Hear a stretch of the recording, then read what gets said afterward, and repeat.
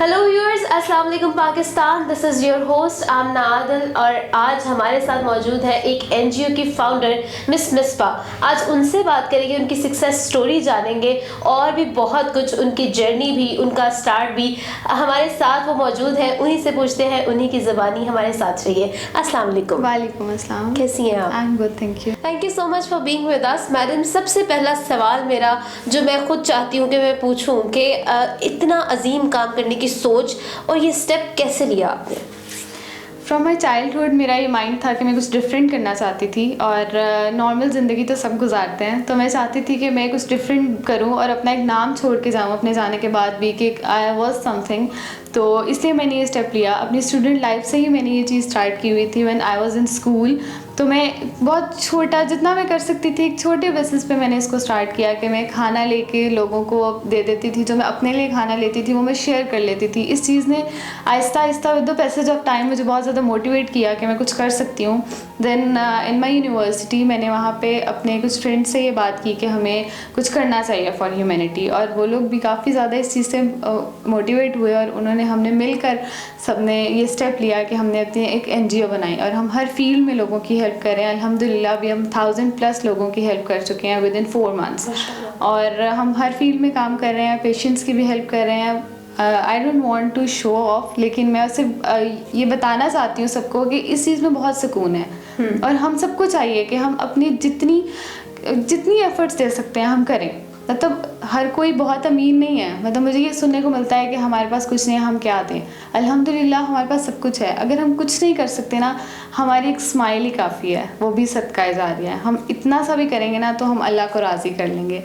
ये बताएं कि आपकी जो जर्नी थी, इसमें हर बंदे की एक इंस्पिरेशन होती है जो आपको मोटिवेट करती है। तो आपकी इंस्पिरेशन क्या थी? आपको किस चीज़ ने मोटिवेट किया? द वन एंड ओनली हज़रत मोहम्मद सल्लल्लाहु अलैहि वसल्लम, he is my only inspiration. और उनकी वजह से ही मैं अपनी हर फील्ड में कोशिश करती हूँ कि मैं उनकी लाइफ को कॉपी कर सकूँ। जो चीज़ें उन्होंने अपनी लाइफ में की, जो ह्यूमैनिटी के लिए काम वो करके गए, हम उन तक तो नहीं पहुंच सकते, लेकिन हम कुछ कोशिश कर सकते हैं अपनी, कि जिस तरीके से उन्होंने लोगों के लिए लोगों की हेल्प की, अपनी लाइफ को सेक्रीफाइस करके, अपनी चीज़ों को सेक्रीफाइस करके उन्होंने लोगों की बहुत मदद की। और मेरी भी यही कोशिश होती है कि मैं उनको कॉपी करके मैं अपनी ज़िंदगी को कुछ अच्छा बना सकूं और आखिरत में कुछ अच्छा सामान लेके जा सकूं। बिल्कुल सही। हर जर्नी में, हर रास्ते में, हर सफ़र में मुश्किलात होती हैं। आपकी जर्नी, और जब अच्छे रास्ते की हो, रास्ता अच्छा हो, तो मुश्किलात बढ़ जाती हैं। आपकी जर्नी में क्या मुश्किलात थी? जैसा कि कहा जाता है बुराई करना बहुत आसान है, लेकिन अच्छाई के रास्ते में बहुत मुश्किलात आती हैं। तो मुझे भी ऐसी बहुत ज़्यादा डिफ़िकल्टीज़ फ़ेस करने को मिली। अभी भी बहुत ज़्यादा डिफ़िकल्टीज़ हैं, लेकिन मैं यही कहूँगी कि हमें इन डिफ़िकल्टीज़ से हार नहीं माननी चाहिए। हमें लड़ते रहना चाहिए और एक दिन इंशाल्लाह हम लोग सक्सेसफुल हो जाते हैं। मैंने भी बहुत कुछ फेस किया, बहुत लोगों ने मुझे क्रिटिसाइज़ किया बहुत चीज़ों में। मैं जो भी अच्छा काम, सबके साथ यही होता है, हम जो भी अच्छा काम करने की कोशिश करते हैं उसमें हमें बहुत क्रिटिसाइज़ किया जाता है। When I started my NGO तो मुझे सबने कहा कि अच्छा अब ये एक नया तरीका है कि आप पैसे लेकर आ रहे हो एंड ऑल दैट, जो भी। लेकिन नियतों के हाल अल्लाह जानता है कि हमारा बेसिकली मेरा पर्पस क्या था।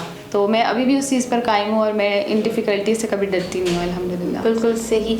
अच्छा, ये बताएं कि आपके आगे फ्यूचर गोल्स क्या हैं?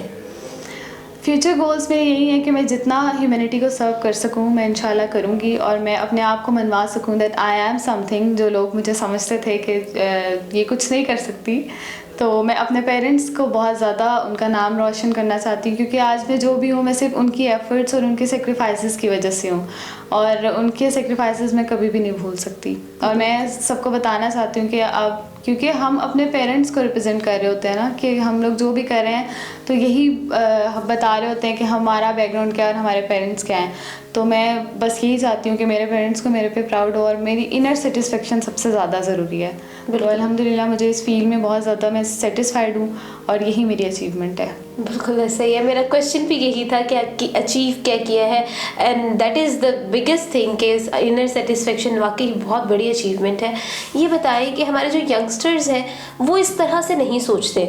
हमारे यंगस्टर्स कभी मतलब जितने अजीम काम आप कर रही हैं, जितने अच्छे काम आप कर रही हैं, इस तरह की सोच नहीं है हमारे यंगस्टर्स में। तो being the founder of your NGO, आप क्या मैसेज देना चाहेंगी यंगस्टर्स को, हमारी यंग जनरेशन को?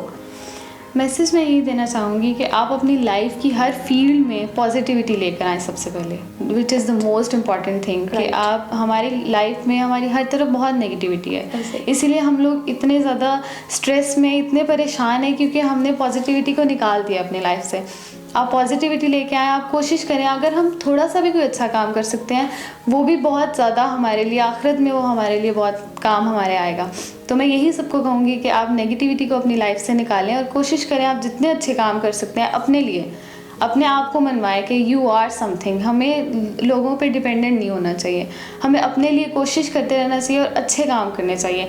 बुरे काम करना बहुत आसान है, हमारे पास 2 ऑप्शंस होते हैं, हम पॉजिटिविटी की तरफ भी जा सकते हैं, नेगेटिविटी की तरफ भी। लेकिन अगर आप मुश्किलें फेस करके पॉजिटिविटी की तरफ जाओगे तो आप देखोगे कि एक दिन आप बहुत सक्सेसफुल हो जाओगे, जो कि मेरा मानना है कि मैं शायद इस वजह से अल्हम्दुलिल्लाह I am successful woman today. और मैं सिर्फ इस वजह से हूँ क्योंकि मैंने अपनी लाइफ में हमेशा पॉजिटिविटी को बहुत ज़्यादा इंपॉर्टेंस दी है। बिल्कुल ऐसा ही है, पॉजिटिविटी आपको हमेशा एक नेक्स्ट लेवल पे ले जाती है। ऐसा ही है। Thank you so much madam, thank you so much for being with us. यही कहा है कि खुदा के बंदे तो हैं हज़ारों, बनों में फिरते हैं मारे मारे, मैं उसका बंदा बनूंगा जिसको खुदा के बंदों से प्यार होगा। उम्मीद करती हूँ आपको आज का प्रोग्राम बहुत पसंद आया होगा। अभी तक के लिए अपनी मेज़बान नादिल को दे इजाज़त और देखते रहे KRF। खुदा हाफिज़। Thank you so much.